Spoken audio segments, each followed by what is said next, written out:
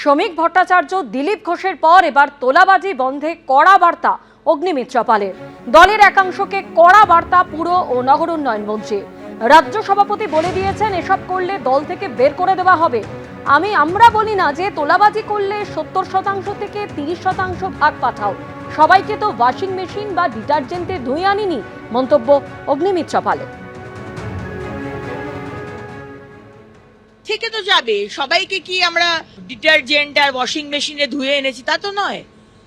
সেই তো রক্ত মাংসের মানুষ। আজকে সরকার এসছে, তার মধ্যে অনেকে আছে তারা ভাবছে যে আমি এটা করে এবার রোজগার করব। 4টে হেল্পলাইন নাম্বার দিয়ে দেওয়া হয়েছে যাতে মানুষ ফোন করেও জানাতে পারে। একটা হচ্ছে ইললিগাল টোল ট্যাক্স, একটা হচ্ছে ইললিগাল সিন্ডিকেট, একটা হচ্ছে তোলাবাজি, আর একটা হচ্ছে মানে মদের ঠেক, ইললিগাল মদের ঠেক চালাচ্ছে। আপনি সামনে আসতে চান না, আপনি ফোন করে বলে দিন এখানে মদের ঠেক চলছে, আপনি গিয়ে দেখে নিন।